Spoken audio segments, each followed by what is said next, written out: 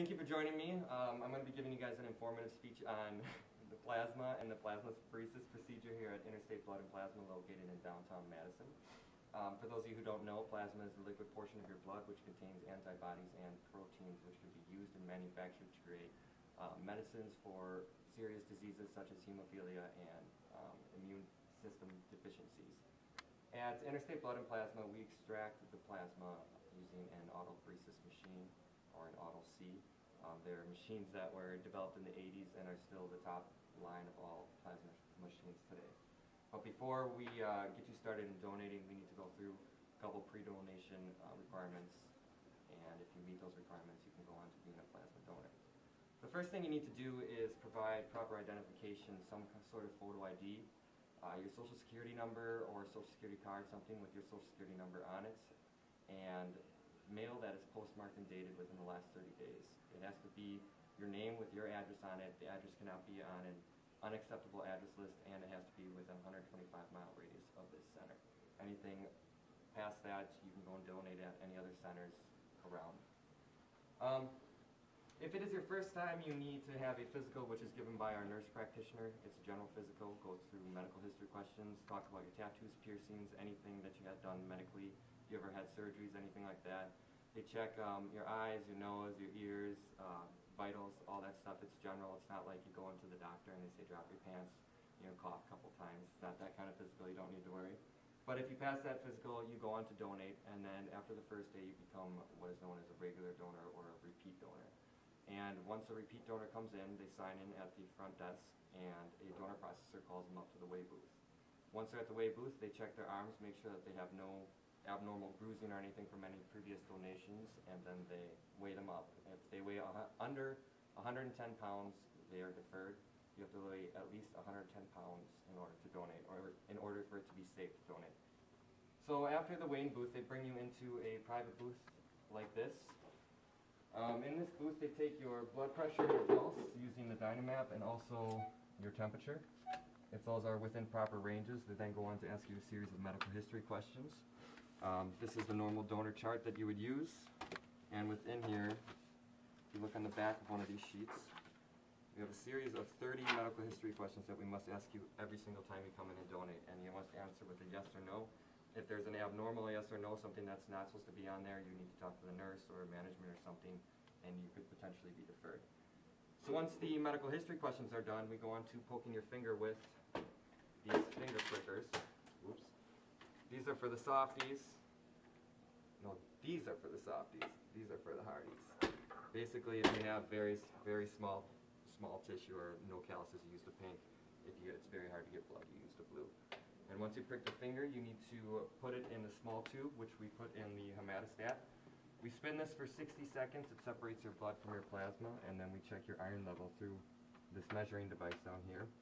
After we get your iron level, we put it in the refractometer, which we can measure your protein. So everything we do in this booth has to be within a certain range in order for you to donate, and once that's done, your chart is then brought to the control desk, which they review everything, set you up with some bleed numbers, and send you back on your way to the donor floor. I have a question. What's a bleed number? Bleed number is a specific number given to each donor.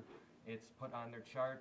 They put them on the bottle so we can verify a specific bottle. If there was an air accident, let's say you had an off temperature, it was not within range, and we didn't catch it till after you donated, we would look up what number we assigned you. We'd have to go in the freezer, pull that unit, and destroy it since you weren't eligible to donate. Now what I'm going to show you right now is our autopheresis machine. This was created by Baxter in the 80s. Everything that you see on here, this is your disposable set. This is a sterile set we use to put on every single time. It's what your blood and plasma transfer through. We have your anticoagulant solution, which is used to make sure that your blood does not clot. Your saline, which is used to rehydrate you after your donation. And the lovely, huge 17.5 gauge needle. And also iodine, which is used to clean your arm before we stick you.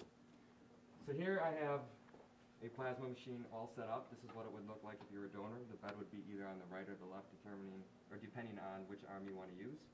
And how it works is once the needle is stuck inside your vein, this is hooked up to the end of the needle, and and the machine actually pumps the blood out of your body. It travels along this tubing, goes through the blood pump, which pushes it all the way up to what is known as the separation device.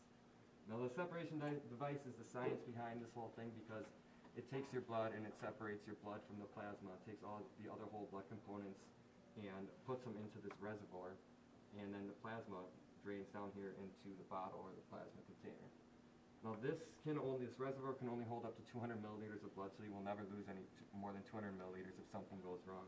But after this is filled, all the pumps stop, the pumps reverse, and the blood is pumped back into your body. So it's a process of taking plasma, or taking blood, returning blood, and no more than 200 milliliters of blood at a time. So once you're done with the donation, what we do is we clamp off the bottle.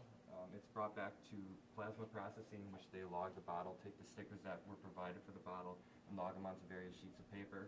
They then take samples of every bottle, 4 samples, which we send out every day, and the bottle is frozen at -40 degrees Celsius and has an expiration date of up to 10 years.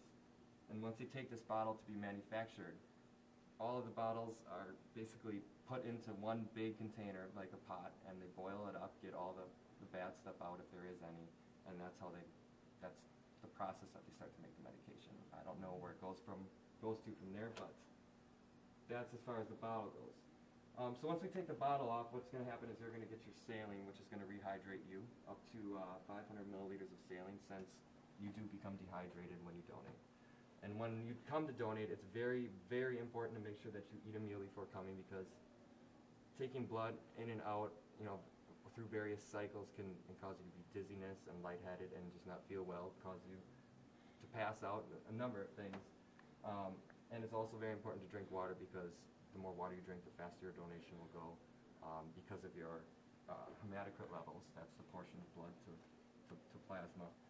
So the higher your hematocrit level, the more or the better it is that you'll donate faster. So this is basically just to rehydrate you at the end. Once that's done, an alarm will go off. We come over, we remove the needle from your arm, wrap your arm up, make sure that you don't bleed, and send you up to get paid.